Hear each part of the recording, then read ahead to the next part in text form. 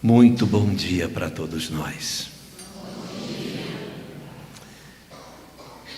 Estamos realizando um sonho, não é, Raquel?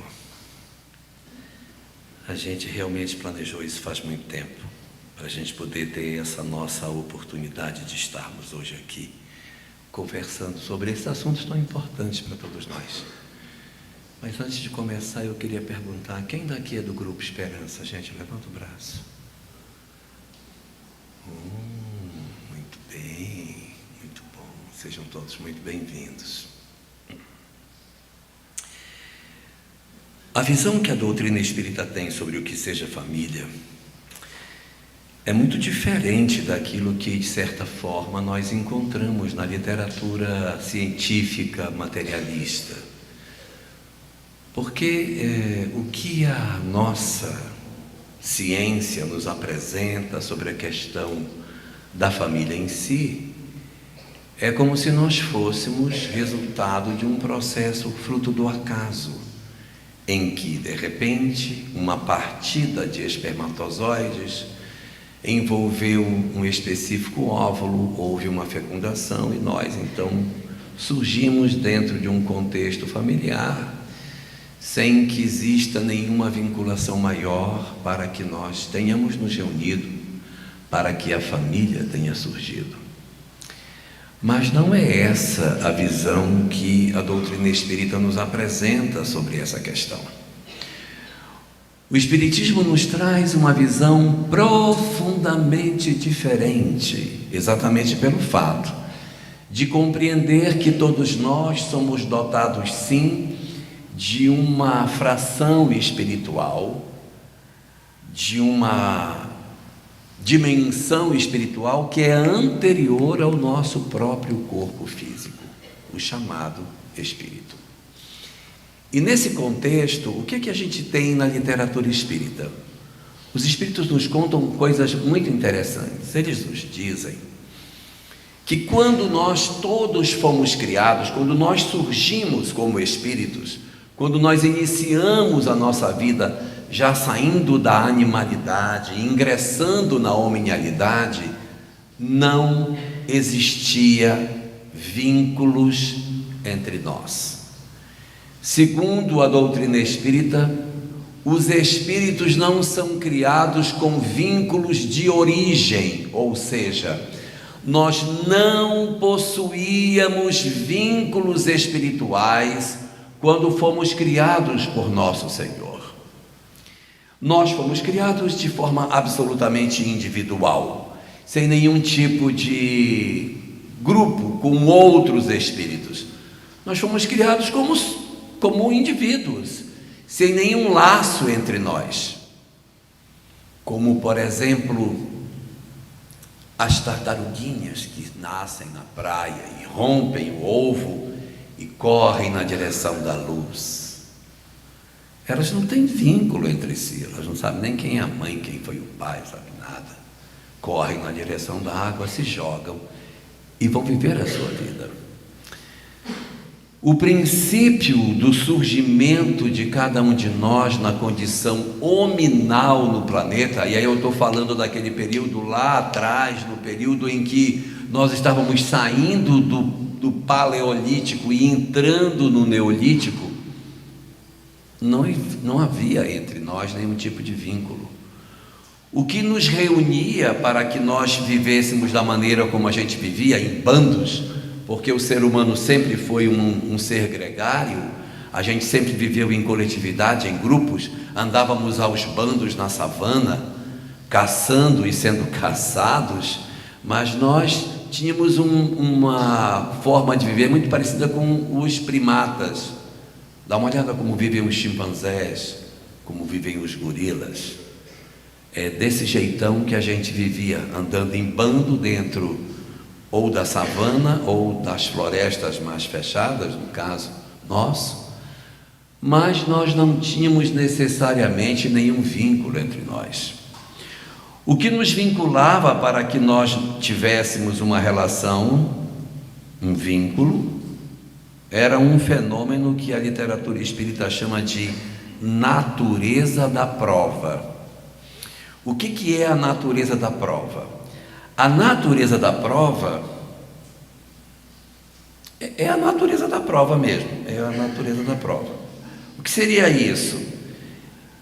Todo dia que eu vou trabalhar, eu pego um ônibus na mesma parada, na mesma parada de ônibus, no mesmo ponto. E tem pessoas que tomam o ônibus junto comigo, que elas pegam no mesmo horário e elas vão para o centro e eu pego a mesma condução. Mas isso não significa dizer que as pessoas que tomam o ônibus comigo toda manhã são espíritos vinculados ao meu passado, portanto é por isso que eu tenho que pegar o ônibus com aquelas mesmas pessoas. Não, elas estão comigo ali por conta da natureza das provas, das circunstâncias que a vida nos impôs, que nós temos que pegar a mesma condução no mesmo horário e ir no mesmo ônibus, sacudindo para o centro da cidade.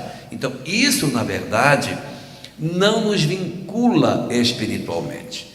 Assim também, no começo da nossa história espiritual, nós não tínhamos vínculos com aqueles que faziam parte das nossas histórias de relação. Então, um grupo de espíritos encarnou numa determinada condição, havia espíritos que tomavam conta de nós, mas o nosso planejamento espiritual ele era mais frouxo. Não havia nesse período uma obrigatoriedade do tipo: você vai casar com fulana e vai ter tantos filhos, seus filhos, você vai ter 3 filhos, um deles vai se chamar Igor, o outro vai se chamar Luciana. Isso não existia nas nossas vidas. Nós não tínhamos esse tipo de conexão antes do nosso nascimento. As coisas iriam acontecer em função da natureza das provas. Nós viveríamos em coletividade, identificaríamos alguém para a nossa comunhão afetiva, viveríamos com esta pessoa, criaríamos vínculos com elas e nós promoveríamos assim o nosso crescimento na medida que a convivência fosse oferecendo. Iriam surgir filhos desta relação, que não necessariamente têm histórias conosco, e vida que segue, e a gente vai construindo a nossa história dentro de um cenário chamado natureza das provas. Era assim. Ocorre que nessa convivência, nesse processo de nós vivermos na relação com aqueles que estão em nosso derredor, 2 situações diferentes podem acontecer nas nossas vidas, Raquel. Nós podemos, nesse processo de relacionamento afetivo, desenvolvermos uma simpatia por uma pessoa que conosco convive. Eu não tenho nenhum vínculo com ela, ela me é estranha, nunca vivi, não conheci, mas é agradável caçar com ela, pescar com ela. Ela me ajuda, ela divide comigo o que pesca, ela divide comigo o que caça, ela me protege dos perigos. É legal a convivência dela, gosto, me agrada caçar com esta pessoa, ou me agrada conviver o cotidiano com ela. Ela é uma pessoa que tem uma forma de se comportar que me é muito agradável. Se isto acontecer, e costuma acontecer nos fenômenos de longa convivência, nós vamos criar um fenômeno que é laço de afeto. Cadê a Érica? Vai anotando. Então, nós temos um primeiro tipo de laço, que é o laço pela natureza das provas. O laço da natureza das provas, ele, pela convivência, pode se converter num laço de afeto. O que é um laço de afeto? É um vínculo da satisfação na convivência deste indivíduo conosco.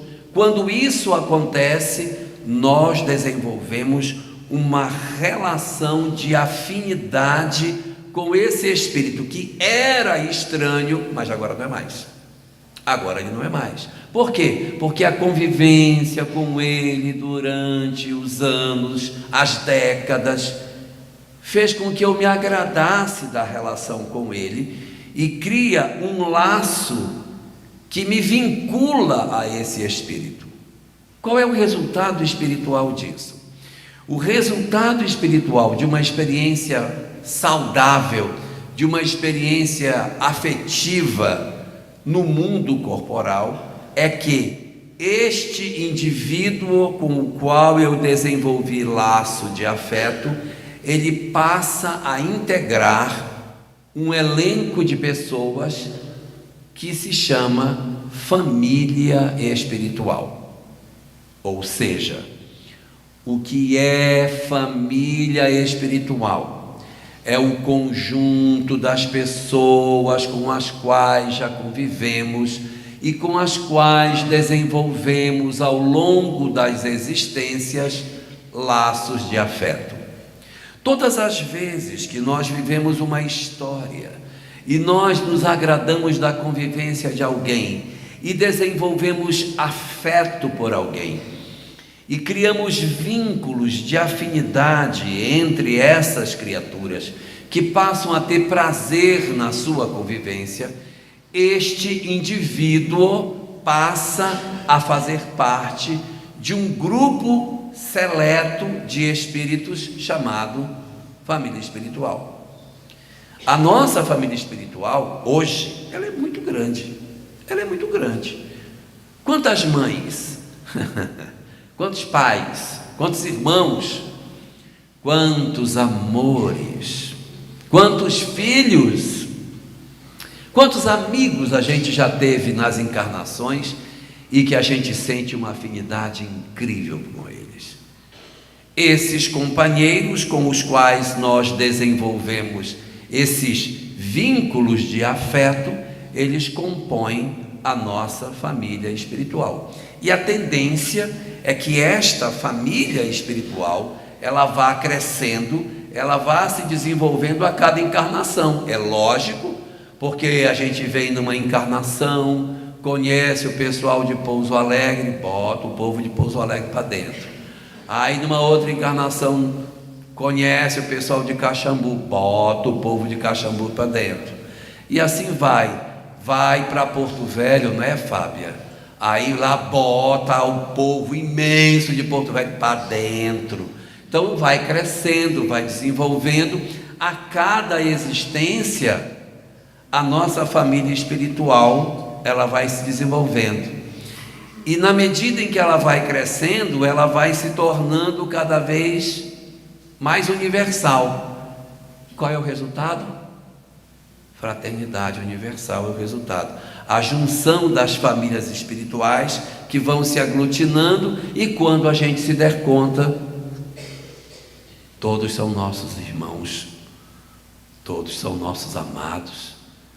É o resultado do processo do desenvolvimento das famílias espirituais. Se elas são assim tão grandes, significa que quando a gente renasce, nem todo mundo vem, tá? A gente não pode pensar assim, quando eu vou renascer, aí a minha família espiritual não vai. Se for fazer uma encarnação com a nossa família espiritual, vai ter que ser uma cidade para poder nascer todo mundo. Vai ter que ter uns 200 irmãos, uns 500 netos, não dá. Então é só um pedacinho que quando a gente encarna como família espiritual. Quando a gente fala de iceberg, dizem que o iceberg tem 11% para fora da água e a maior parte está para o lado de dentro. No processo reencarnatório é o contrário. A maior parte da família espiritual fica para cima e só uma pontinha é que nasce com a gente. A maior parte da família espiritual não encarna conosco, não tem vaga.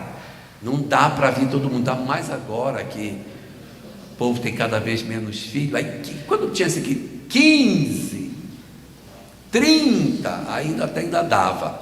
Hoje é meio, né? Não dá, é muito pouco menino. Mas a maior parte da família espiritual não renasce. A maior parte da família espiritual fica no mundo espiritual. Fazendo o que, pelo amor de Deus? Ora, o que fazendo? Eles têm a vida deles. Eles não existem por conta de nós, pelo amor de Deus. Nós não somos o centro do universo. Eles também têm suas histórias, Sofia. Eles também têm suas vidas, têm suas escolas, seu aprendizado, seu crescimento. Daqui a pouco um outro pedaço encarna também. Aí daqui a pouco tem um pedacinho chegando. E é assim que segue. A família espiritual, ela é grande. E a maior parte não está encarnada conosco, está do lado de lá, no seu natural processo de desenvolvimento, e alguns deles mais vinculados a nós, nos acompanham, nos seguem, se alegram com as nossas alegrias, se entristecem com as nossas tristezas. Então existe um pedaço da nossa família espiritual que faz parte do nosso cotidiano, que convive conosco. E entre esses que estão vinculados com a nossa história, que estão mais próximos de nós, existem dois tipos de espíritos que compõem a nossa família espiritual. Anota, Érica. Um desses espíritos que compõem a nossa família espiritual são chamados de espíritos familiares. O que é um espírito familiar? Um espírito familiar é um espírito que nos quer bem, faz parte da nossa família espiritual e que nos acompanha na vida. Isso é um espírito familiar. E existe um outro tipo de espírito familiar, um outro tipo de espírito que compõe a nossa família espiritual. Eles não são chamados de espíritos familiares, eles são chamados de mentores. Então você tem na família espiritual os espíritos familiares que nos querem bem, se é um espírito familiar, nos quer bem, e tem o mentor. Ora, se o espírito familiar nos quer bem, o mentor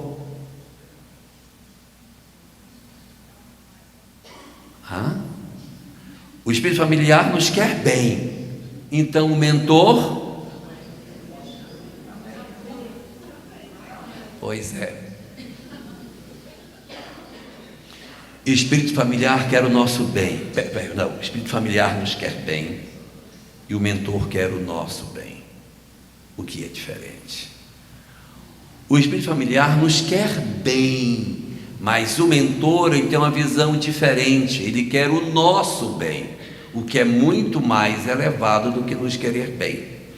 Você pega, por exemplo, uma mãe que já desencarnou e que é um espírito familiar, e ela diz assim: eu estou tão feliz com meu filho, ele está tão bem, graças a Deus. Ele está tão bem sucedido agora. Mudou de casa, comprou um apartamento chique, uma cobertura de 600 metros quadrados. Comprou uma fazenda, 10.000 cabeças de gado. Espetáculo. Tem até um avião agora que ele comprou para ir pastorear o gado. Eu estou tão feliz com ele. Meu Deus. Olha, desde que ele entrou nesta comissão de licitação, a vida dele mudou completamente. E como eu estou feliz. Isso é um espírito familiar. O mentor diz: estou muito preocupado com o meu protegido. Comprou agora um apartamento de 600 metros quadrados, uma cobertura, gente. Comprou uma fazenda que tem 10.000 cabeças nessa fazenda. Até um avião para acompanhar o gado no pasto ele comprou. Eu tenho que dar um jeito de tirar esse cara dessa comissão de licitação. E a mãe diz: se depender de mim, não vai tirar. Não, o meu menino não é mexendo no meu menino. Porque a leitura do espírito familiar é uma leitura na qual ele nos vê muito mais como pessoa do que como espírito. Ele está preocupado muito mais com as nossas alegrias terrenas do que com as nossas alegrias espirituais. E alguém certamente vai dizer: mas e se tiver um espírito familiar que vê a minha felicidade espiritual, que não fica me vendo desse jeito e que é espírito familiar, mas que enxerga que eu não posso ter o avião porque está errado, como é que fica? Não tem então um espírito familiar assim? Tem. Se ele fizer isso, ele é mentor, não é familiar. Ele passa a ser o mentor, porque o mentor é isso. O espírito familiar, ele é muito parecido com a gente. Nossa, ele deseja muito ajudar, mas às vezes ele não tem condição de ajudar. Ele até quer, mas ele não tem grandeza para fazer. A obra do André Luiz traz muitas histórias de espíritos familiares que vêm procurar socorro para seus familiares que estão passando por problema na terra e que eles não têm condição de ajudar. Existem inúmeras histórias na obra do André Luiz narrando fenômenos desse tipo. Tem um que eu acho muito legal, que é a história de Saldanha. Saldanha é um obsessor do livro Libertação, e ele é mauzinho. E aí o Saldanha está perseguindo Margarida, está fazendo um estrago na vida dela. Depois que ele deixa a Margarida num estado bem perturbado, ele diz: bem, agora que eu já deixei bem perturbado aqui, eu vou visitar minha família, ver como é que está minha mulher, como é que estão meus filhos. Por quê? Porque ele é obsessor, mas ele é pai, ele é marido, ele também tem seus amores. Então, se de um lado ele é problemático porque ele persegue Margarida, do outro lado ele também ama. Então ele vai visitar a família, e a mulher desdobrada encontra com Saldanha. Saldanha está desencarnado e encontra Margarida encontra a sua esposa, que desdobra durante a noite. E assim, marido desencarnado, esposa viúva, aquela saudade de ver o companheiro. Quando ela encontra a Saldanha, como toda mulher saudosa, né? Ela vem e diz para ele assim: agora que você me aparece, Saldanha, hein? Eu estou aqui cheia de problema e você vem aqui, olha como é que está a nossa filha. E a filha estava toda torta. E olha o nosso filho, que por sinal tem o nome de Jorge, o nome do filho dele. Olha o Jorge estava até preso. Olha o Jorge, não sei o que, e a nossa filha. E o Saldanha, coitado, ele foi para querer ajudar. E aí ela joga um caminhão de melancia na cabeça dele, e ele não sabe o que fazer. E ela diz para ele: fala alguma coisa, diz alguma coisa. E o pobre do Saldanha diz: eu não sei ajudar. Eu não sei ajudar.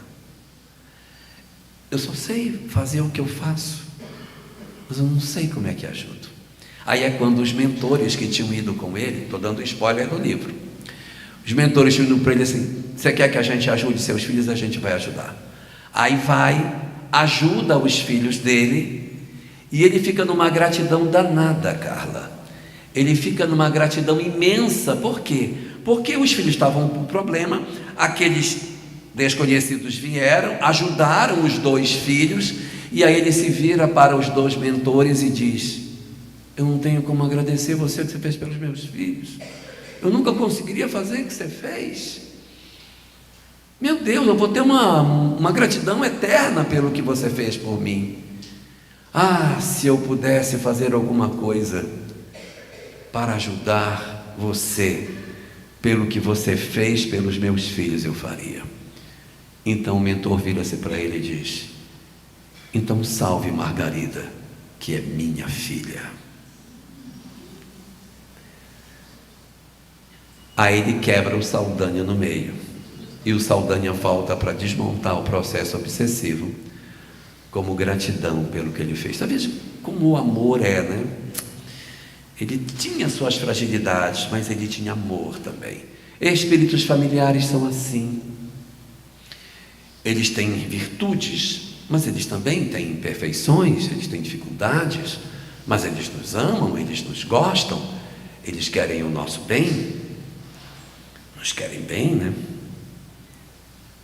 No Livro dos Espíritos, questão 738A, uma pergunta que não tem nada a ver com o que a gente está falando, uma pergunta fala sobre flagelos destruidores. Os Espíritos, na resposta a Kardec, que é um pouco longa, dizem o seguinte: os Espíritos, que são os verdadeiros filhos de Deus, são objeto de toda a sua solicitude. E o objetivo de Deus é a felicidade de seus filhos. Então, o que Deus quer? Deus quer a felicidade dos seus filhos, mas os seus filhos não são os homens. Os seus filhos são os espíritos. Então, se for necessário que o homem chore para que os espíritos possam rir, que assim seja, porque o objetivo não é garantir aos chamados encarnados a felicidade completa. Nós precisamos de experiências para desenvolver as nossas potencialidades. Se nós não tivéssemos as provas que a vida nos dá, nós nunca teríamos desenvolvido as virtudes que nós temos. Se tudo aquilo que a gente pedisse a Deus, Ele nos desse, Ele nos desse, Ele nos desse, Ele nos desse, a gente nunca cresceria, seríamos sempre como crianças espirituais. O que nos fez crescer, o que nos fez desenvolver, o que fez a gente alcançar essa condição diferenciada de vida, é nós conseguirmos verdadeiramente termos passado por situações que a gente não queria ter passado, mas que forjaram a nossa personalidade e que nos capacitaram para que nós hoje sejamos muito melhor do que éramos antes, nesse lindo mecanismo da vida em que a lagarta vai lentamente se transformando nessa borboleta espiritual pela metamorfose que a gente desenvolve com as experiências que a vida nos dá.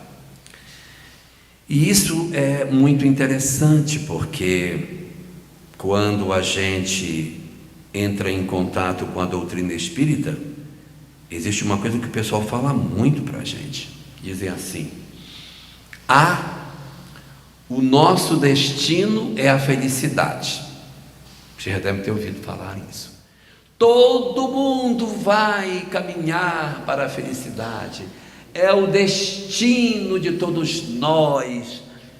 A evolução vai nos levar na direção da felicidade, e nenhuma das ovelhas se perderá, e Deus então sabe que todos nós seremos felizes. E isso está dito na obra espírita diversas vezes.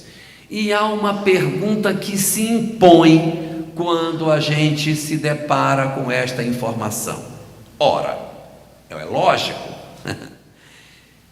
se todo mundo vai ser feliz, né? Se todo mundo está caminhando para a felicidade, se Deus nos criou para que nós sejamos todos felizes, por que, pelo amor de Deus, Ele não nos dá um vale de felicidade? Já que Ele vai nos fazer felizes lá na frente, entrega logo um pedaço aqui, Maria Freire. Entrega logo. Ué, não vai ser feliz? Não é isso? Não, vai ser feliz. Mas se vai ser, me entrega logo pelo menos 10% desse negócio. Uns 15%, para a gente já pelo menos saber que é bom ser feliz. Porque essa coisa tipo mãe, assim, se você comer tudinho, você vai comer a sobremesa. Se você não deixar nada no prato, você vai comer. E o pobrezinho se obriga a comer aquilo forçado, tadinho, para comer a sobremesa. Às vezes a gente acha que a lei de Deus é assim: olha, se você fizer tudinho, aí eu vou te dar a felicidade. Como se Deus estivesse sentado num trono, olhando e dizendo assim: aquele ali já pode dar 10% de felicidade, vá lá nele e dê 10%, aquele ali não, aquele é só 2%. E falta uma resposta para isso. E a resposta é a seguinte: está na introdução do livro Conflitos Existenciais, a obra número 13 da série psicológica de Joana de Ângeles, onde Joana diz o seguinte: todos nós caminhamos para a felicidade, Mas a felicidade não é um dom gratuito. A felicidade é uma conquista. E a felicidade é o estado de alma resultante da vivência do amor. Então é assim. Por que seremos felizes? Porque viveremos o amor. Quanto mais amor eu viver, mais feliz eu serei. Então, por que é que o nosso destino é a felicidade? Porque quanto mais experimentamos o amor, naturalmente mais felizes nós seremos. É lógico. É porque vocês não sabem o que é isso. Mas quando a gente tem mágoa, quando a gente tem raiva de alguém, a gente não consegue ser feliz. Não consegue. Porque a gente fica com as noites ruins. O nosso destino é a felicidade. Mas o nosso destino é a felicidade, Maria Freire. Porque quanto mais eu desenvolver o amor nos meus dias, mais eu experimento esse sentimento.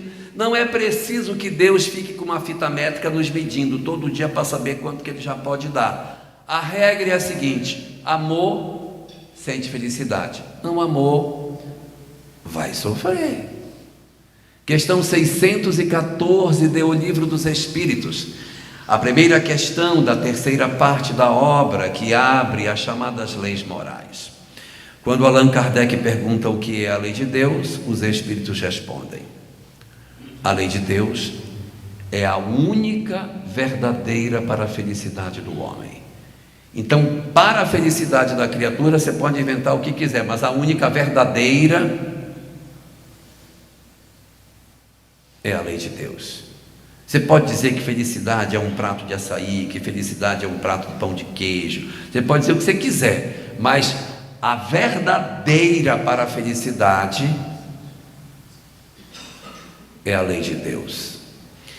Diz o texto na sequência: indica-lhe o que deve fazer ou deixar de fazer.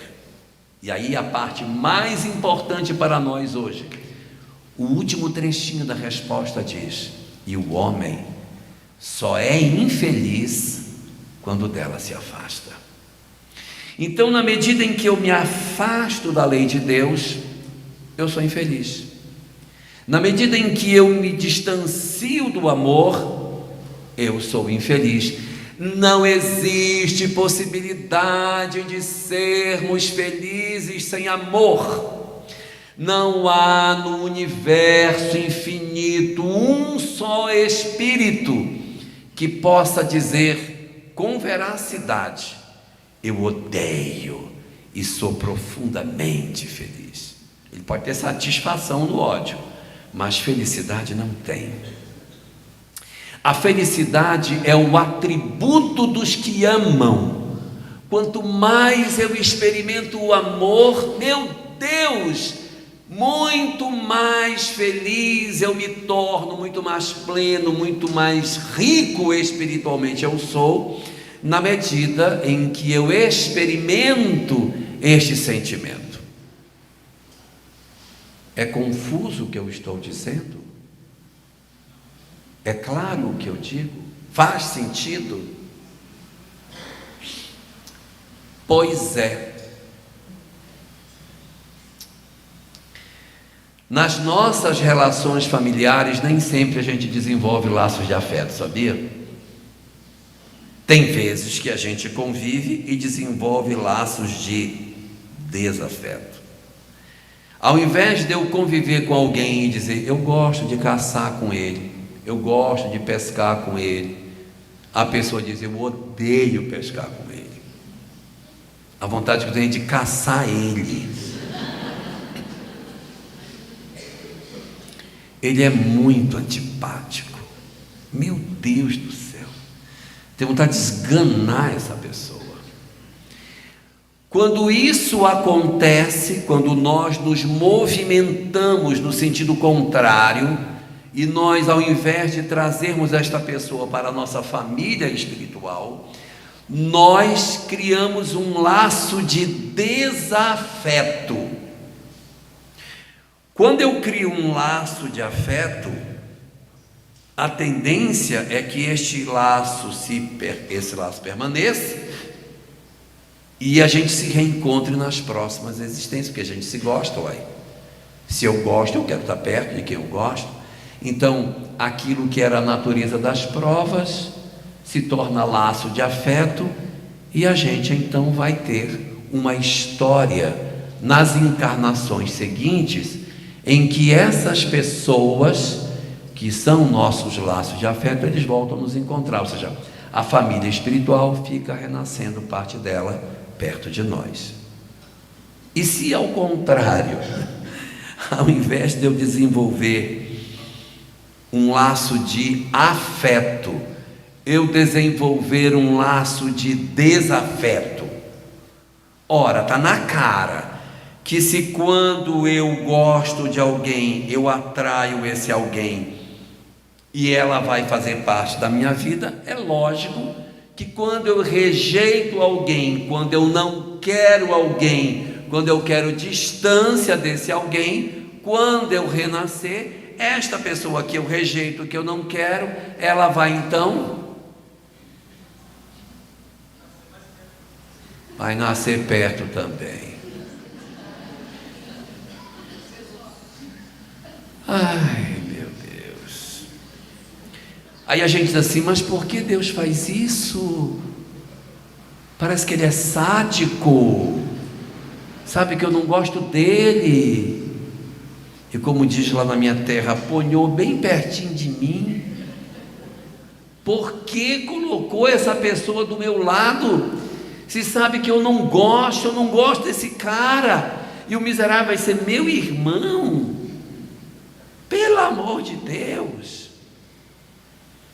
Aí a gente diz assim, por que Deus faz isso?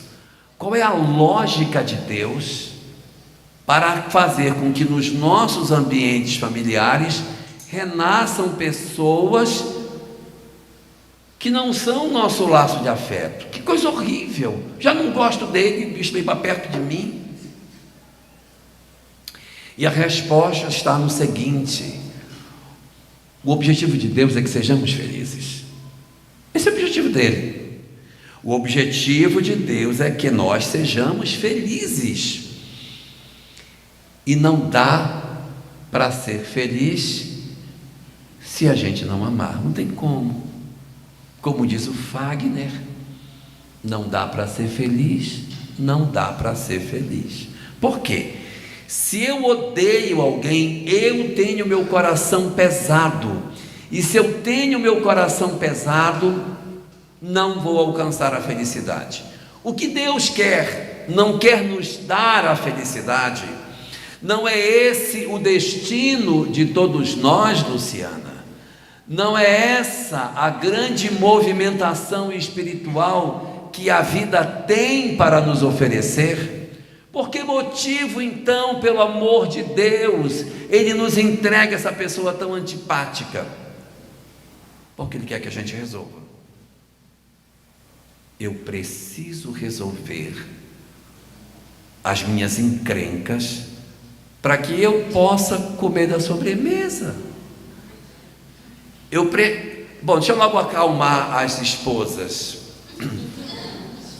e as ex-esposas que dizem misericórdia. Tenho uma raiva tão grande dele, miserável, não vai voltar.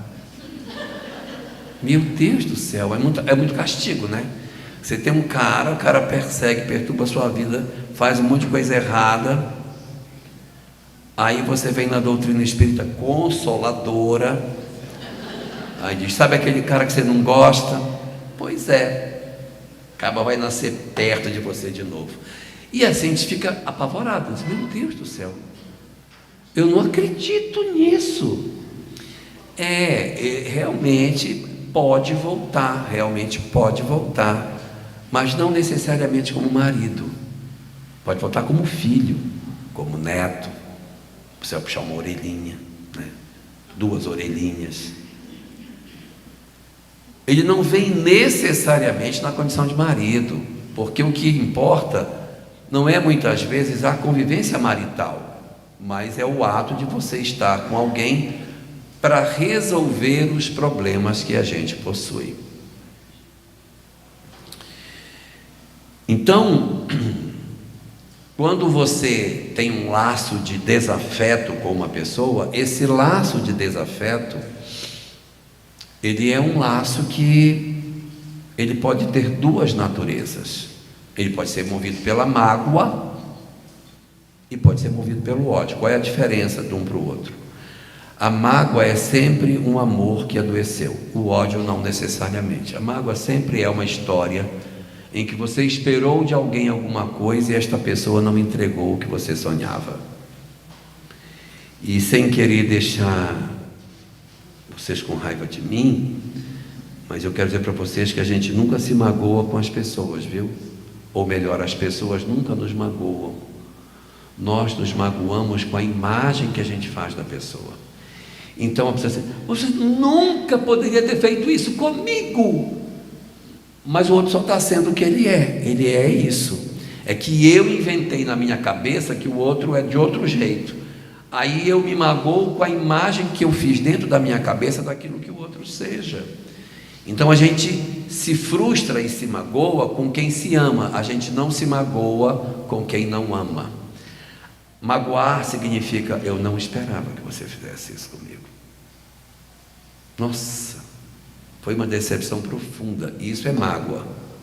Ódio é diferente. Ódio é ódio. Ódio é ódio. Mágoa é mágoa, né? Você não vai ter uma pessoa que vai chegar numa delegacia dizendo para o delegado assim: olha, seu delegado, eu estou muito magoada com o assaltante que levou minha bolsa, porque ele levou meu... Não vai.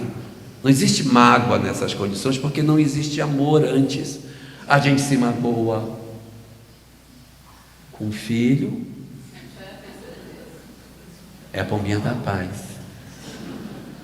Só que a paz está tão assim, gasta, né, que ela não está tão branquinha por isso. A gente se magoa com o marido, com mãe, com pai, com amigo, com pessoas que a gente tem uma expectativa. Então isso é mágoa. E existe, evidentemente, também aquilo que a gente poderia chamar de ódio.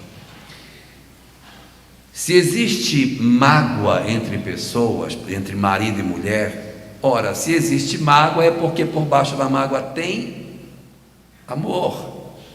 Tem amor. E se tem amor, é possível que eles voltem a casar. É possível, calma. Mas ele pode vir como filho, como neto, como irmão. Às vezes vem sequeladinho. E a gente fica com uma dó: oh, o bichinho, tadinho. E o bichinho, tadinho, é aquele outro danadinho demais da outra encarnação. O cara aprontou, estragou o corpo dele todinho. Aí no mundo espiritual ele está lá, todo sequelado. Dá ele para mim. Mas ele não vai vir como marido, vai vir como filho, que você vai ter que ter uma paciência com ele, porque ele vai ter algumas sequelas da encarnação anterior, e você vai cuidar. Vai nascer como neto, vai nascer filho da filha, e aí você ainda vai botar ele no colo. Olha o bichinho, tão lindinho. Mas é a cara do teu pai, minha filha, é o cabra voltando, né? Resultado: nós temos sim a possibilidade de termos o reencontro dessas pessoas na nossa família, mas isso não quer dizer que a gente vai encontrar essas pessoas lembrando de tudo que elas fizeram, porque se for assim não vai dar certo, porque a gente vai sentar para tomar café da manhã, vai ser um estrago o café da manhã. Você é muito antipático, desde a outra encarnação que eu não te suporto. Então, olha como Deus é sábio. Ele precisa que a gente se reencontre. Ele precisa, ou melhor, nós precisamos nos reencontrar. Mas se eles se reencontrarem com toda a lembrança do passado, não dá certo. No mundo espiritual a gente poderia ficar, não precisava encarnar, só ficar lá, porque a vida verdadeira é a vida espiritual. A gente evolui no mundo espiritual. Ora, se a vida verdadeira é a vida espiritual, se a gente evolui no mundo espiritual, por que vem, pelo amor de Deus? Porque não fica logo lá de uma vez? É porque lá é mais difícil mudar. Porque a gente olha para o marido e diz: miserável, eu ainda não esqueci o que você me fez. E é muito difícil esquecer, porque eu estou com toda a minha memória. Então o que Deus criou exatamente para facilitar o processo de desenvolvimento das nossas condições espirituais? A tal da reencarnação. Só que a reencarnação tem vinculada a ela o esquecimento do passado. Ah, mas eu queria vir reencarnar, mas eu queria vir sabendo tudo. Então fica, não vem, já fica lá. Porque se for para encarnar sabendo, já fica, meu filho, já fica. O sentido da encarnação é para esquecer. O sentido de renascer entre os homens é esquecer, que é para que a gente possa sentar na mesa e conseguir superar as nossas dificuldades e fazer uma nova história. O objetivo da reencarnação é que a gente faça uma nova história em cima daquilo que a vida nos oportunizou. Eu vou até que horas? 10h45? Isso mesmo, então está certo. Então, eu vou, na verdade, precisar do esquecimento do passado. Eu preciso desse trem, porque se eu não tiver o esquecimento, eu não vou caminhar, pelo amor de Deus. Querer reencarnar lembrando tudo. Aí tem um povo, mas eu queria fazer uma regressão.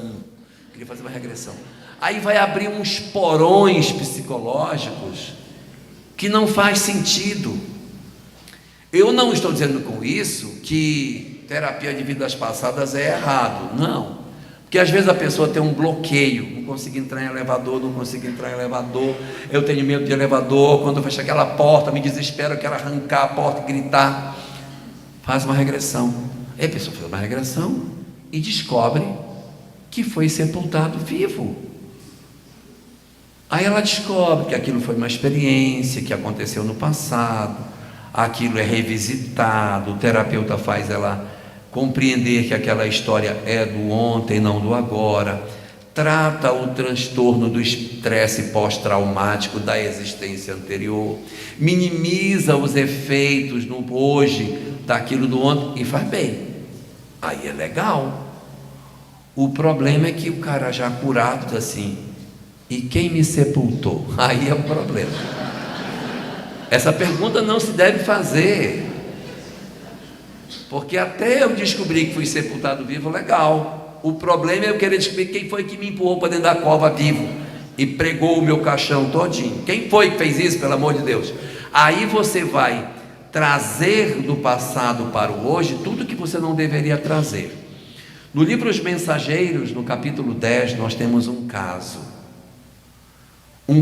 lá narrado de um personagem que ele era fascinado pela recordação do passado, o caso Joel. Ele começou a fazer um processo de auto-hipnose, ele se auto-hipnotizava para entrar no passado. E ele foi entrando no passado, como se diz lá na minha terra, ele foi fundo, aí ele iu. Porque assim, todas as vezes que a gente entra no passado, o passado entra em nós também. E ele pesquisou tanto o passado, que chegou num certo momento que ele já não sabia mais se a personalidade dele era esta ou se era aquela, se ele era fulaninho A ou se era fulaninho B. Ele misturou, rasgou o véu do esquecimento, e a encarnação perdeu muito da sua utilidade, porque ele tinha lembranças muito vivas de quem ele foi na encarnação anterior, e isso produzia nele uma espécie de lentidão no processo de transformação dele, se tinha. Porque quando ele fazia as suas movimentações, ele estava muito vinculado ao passado. E ao estar vinculado ao passado, ele não conseguia avançar com mais facilidade. Mas, não satisfeito com o que ele tinha feito, ele resolveu piorar a situação. Ele começou agora a querer descobrir quem era quem na história dele. A minha mulher é quem no passado? Meu filho é quem no passado? Minha mãe é quem nesse passado? E aí ele rasgou de vez o véu, virou um mingau a vida dele. Ele já não tinha mais tempo, não sabia mais tempo, que eu digo assim, não sabia se estava no ontem, se estava no hoje, quem era eu, quem era ele, quem era ela, quem éramos nós, quem somos nós. E aí daqui a pouco ele enlouqueceu. Então ele está no mundo espiritual, num processo de terapia, para tentar fechar essa fronteira, para ele não acessar o passado, porque se acessar dá problema. Mesmo quando a gente desencarnar, essa lembrança não vai ser instantânea. Dizer assim, eu estava aqui quando desencarnei, plum, descobri tudo que eu tinha sido. Não é assim não. Ainda existe uma membrana que vai impedir que a gente acesse, para que a gente consiga ter mais condição de equilíbrio no mundo espiritual. Então a gente, quando renasce, a gente traz as nossas dificuldades, porque é assim que a vida é. A gente precisa do esquecimento do passado para que a gente possa ter melhores condições de lidar com os nossos laços de desafeto, sem lembrar do que eles fizeram no ontem para nós. Por quê? Porque na medida em que eu vivo histórias novas no hoje, eu ressignifico essas pessoas na minha vida. Vou ser mais claro no que eu quero dizer. O sujeito na encarnação anterior, ele só tinha uma dimensão para mim: ele foi o meu sócio que me roubou. Ele só é isso para mim. Quem é ele? É o meu sócio que me roubou, o desgraçado que me roubou. Ele me roubou, ainda roubou minha mulher, roubou meus filhos, me jogou num manicômio, disse que eu era louco, pagou os laudos para dizer que eu era maluco, me prendeu no manicômio, mandou um bolo envenenado no Natal e me matou. Só fez isso comigo, né? Eu tenho um ódio terrível dele. Aí ele renasce como meu pai. Ainda vou herdar dele tudo que ele tem, que foi o que ele me roubou. E aí eu tenho uma dificuldade com meu pai, mas eu tenho histórias boas também com meu pai. Então se mescla coisa ruim com coisa boa, coisa ruim com coisa boa. E eu digo, meu pai era uma pessoa difícil, nossa, eu tinha uma dificuldade com ele, mas ele era um cara assim, assim, assim. Eu começo, pelo esquecimento do passado, a ter algumas lembranças boas. Quando eu encarnar de novo e ele não for mais meu pai e for meu filho, por exemplo, eu já tenho menos acidez na relação. E é assim que, de encarnação em encarnação, aquele mal que a gente viveu vai se desbotando no tempo. E aí tem um dia que eu vou pescar num lago, me afogo, é ele que me salva. Eu digo, poxa, muito obrigado. E aquela mesma pessoa que foi causador da minha desgraça, nas múltiplas existências que eu vou tendo a possibilidade também de desenvolver valores que eu não tinha antes, fazendo com que esses que fazem parte da família espiritual, que já estão como laços de afeto, recebam progressivamente novos indivíduos, que estão do outro lado, no lado dos desafetos, que a gente vai ter que tratar. Lamento dizer, mas esse é o caminho para a felicidade. Nós vamos ter que pegar todo mundo que está nesse lado, nesse prato da balança, e trazer para o lado de cá, porque senão não encontra a felicidade. E isso não é nenhuma novidade, porque Jesus dizia, reconciliai o teu adversário, amai os vossos inimigos. Isso aí está tudo dito há muito tempo, que a gente precisa amar as pessoas para que nós sejamos felizes. Nós temos muita dificuldade de promover em nós o processo do perdão. A gente vai conversar sobre o perdão à tarde, aí a gente vai bater um papinho sobre essa história. Mas o nosso mecanismo do desenvolvimento das famílias é esse. Do lado do desafeto, eu tenho dois tipos: os da mágoa e os do ódio, que eu precisarei tratar e gradativamente trazer para cá. Do lado dos afetos, eu também tenho dois tipos. Eu tenho um tipo de laço de afeto, que são os meus cúmplices, pessoas incríveis. É aquele filho que eu posso contar com ele, que ele tem a senha do meu cartão de crédito, ele faz compra, ele me pega, ele me busca, ele faz as coisas, eu posso confiar nele para tudo. Se eu estiver doente, ele me cuida, ele compra remédio. Mas eu tenho também laços de afeto, que são os meus laços de afeto frágeis. Eu amo essa pessoa, mas ela apronta todo dia comigo, e eu todo dia perdoo, porque eu amo, e o ser humaninho todo dia apronta.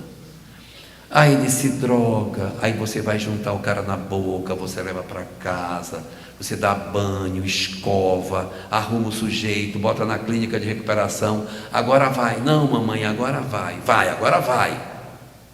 Mas não vai. E aí você vai de novo, aí vamos arrumar um emprego para você, você vai trabalhar, você vai sustentar, mamãe que sustenta por baixo o que for preciso para você trabalha e eu te ajudo. Legal, então a gente vai, aí cada vez mais ele vai ganhando menos, você vai entrando com mais, até que chega uma hora que você está entrando com tudo, ele não está entrando com mais nada, e aí ele já entrou numa depressão, aí você tem que bancar tudo, e aí cada vez está pior, mas você não desiste, porque você ama.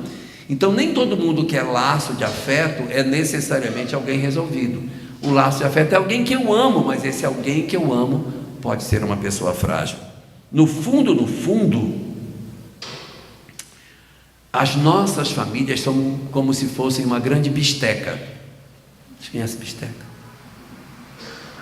Tem um pedacinho de carne, né? Os veganos que me perdoem. Tem um pedacinho de carne e tem uma ponta de osso. Todas as vezes que vocês forem comer uma bisteca, vocês vão lembrar de mim. Jogar aquele negócio do prato. São as nossas famílias. Tem um pedacinho que é macio, saboroso, gostoso, mas tem uma ponta de osso para roer. E não tem bisteca sem osso. Já viram bisteca sem osso? Se tiver bisteca sem osso, não é bisteca. Então a família é igual a bisteca. Ela vem um pedacinho bom, mas vem a pontinha. Tem uns que tem um pedacinho de carne desse tamanho e um osso que é um monstro. Tem outros que tem um pedaço de carne maior e um ossinho pequeno, porque já está trabalhando para diminuir o osso duro de roer. E digo a todos nós, enquanto nós não trabalharmos para resolver esses problemas, enquanto a gente não movimentar as nossas vidas para que a gente consiga realmente transformar sentimento, vai continuar caindo bisteca no nosso prato. Somos nós que fazemos isso, é um esforço que a gente precisa fazer. E só para terminar as minhas palavras, eu quero lembrar que muitas vezes a gente sonha que Deus venha com uma varinha de condão e plim, transforme as nossas vidas. Plim, meu marido deixa de beber. Plim, minha filha deixa de se drogar. Plim, meu filho consegue ser uma pessoa educada no convívio. Plim, meu pai consegue conversar sem agredir. Plim, minha mãe deixa de ser narcisista. Às vezes, pode acontecer. Pode, a oração, a busca do bem, o esforço, pode, existe muitas famílias que se transformam, ou seja, a gente está vivendo um processo tempestuoso na nossa vida, o nosso mar está numa tempestade, nosso barco está numa tempestade horrorosa, e a gente está pedindo, Senhor, acalma a tempestade, pelo amor de Deus, e às vezes realmente Deus vem, estende a mão e acalma a tempestade das nossas vidas. Nosso filho para com a droga, nossa filha volta para casa, os nossos pais conseguem ter uma relação melhor, o casamento se reorganiza. Nossa, isso tudo é muito positivo, que seria Deus acalmando a tempestade, mas nem sempre isso vai acontecer.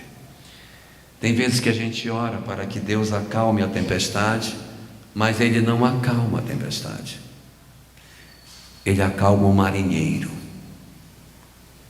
A tempestade fica igualzinha, Carla, não muda nada, mas um marinheiro calmo pode fazer muitas coisas, e no meio de uma tempestade conduzir o barco pelo meio do mar encapelado e encostar o barco num destino feliz.